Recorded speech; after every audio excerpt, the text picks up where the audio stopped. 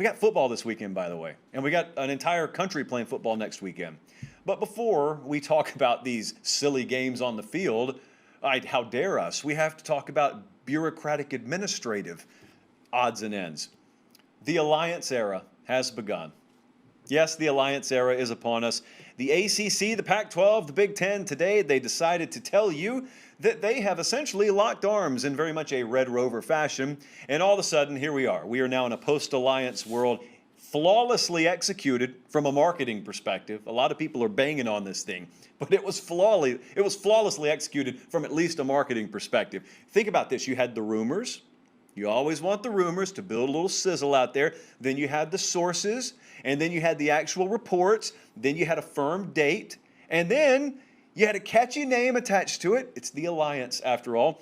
And you owned an entire news cycle, which was the aim to essentially tell people we're mad at the SEC and we're not going to take it lying down. And so now we have an alliance, and that's all well and good. But the problem with forming an alliance is eventually, as you're bragging about it, some little kid's going to walk up and tug on your shoulder and say, hey, buddy, what is an alliance?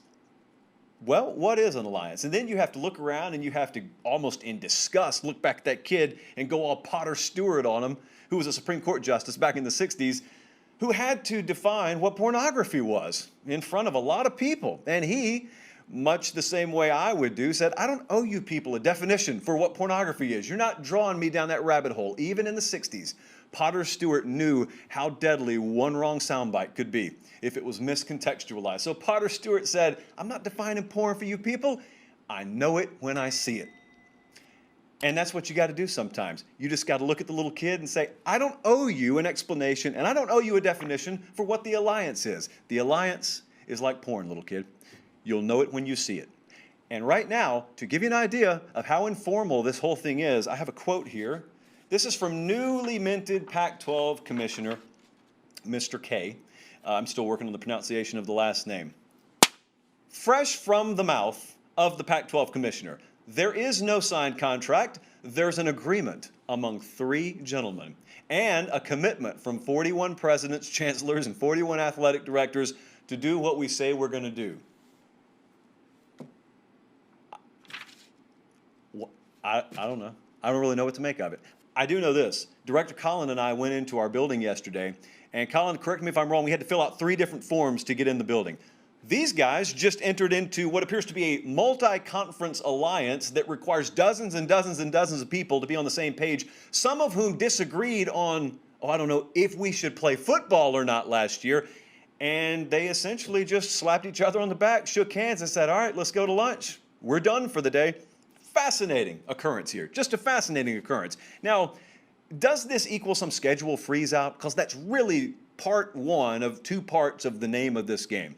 We have to figure out how to schedule in such a manner, if we are the Pac-12 or we are the Big Ten or we are the ACC, that we build enough inventory on the shelves to make us an attractive enough product to where when it comes time to renegotiate TV deals, yada, yada, yada. You know that song and dance. I don't even try and pretend like I know all that world, because I don't.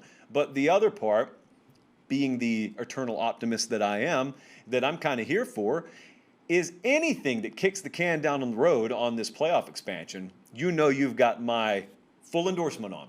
And anything that kicks the can down the road on ESPN sinking its teeth even further into the death grip that it has had so far on the college football playoff itself, I'm all for. Now, there are a lot of moving parts here, and I know that a lot of folks want definitives. They want finality in a take. A lot of you hit me up today and said, I want your full opinion on this.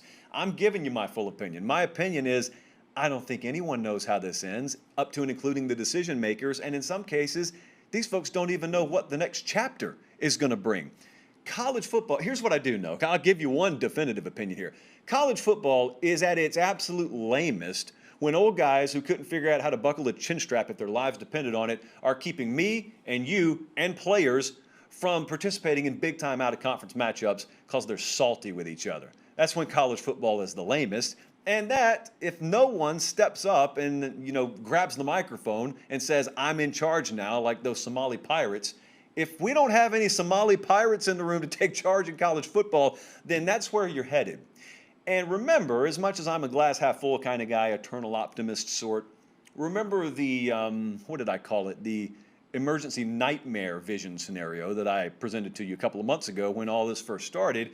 And that was, you're not headed for super conferences. You could just as soon be headed for a couple of major divisions in college football, one of which in this hypothetical world would be whatever the SEC ends up becoming, and then the other is just whatever this alliance is, and their two champions meet for a national championship game at the end of the year. That is not currently what anyone plans on. But here's the problem. When you ask the folks who have their hands on the wheel where you're going, and they look at you and say, I don't really know, then everything's on the table. So right now, the Pac-12 commissioner and the Big Ten commissioner, the ACC commissioner, poor Bob Bowlesby's just hanging out in the corner waiting on a seat to open, and you got Greg Sankey here, who is kind of persona non grata at the moment.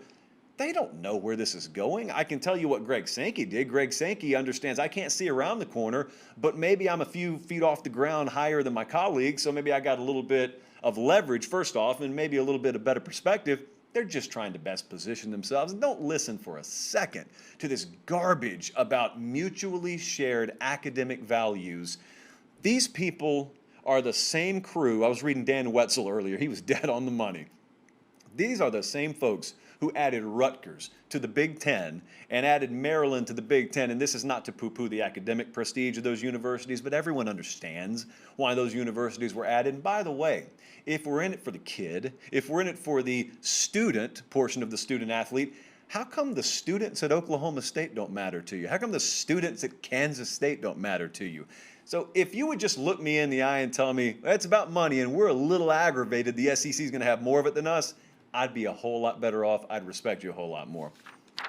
I learned everything I need to know about alliances from Supreme Court hearings on pornography in the 60s. Fun time, Colin. Remind me to tell you about my ventures in the 60s after the show.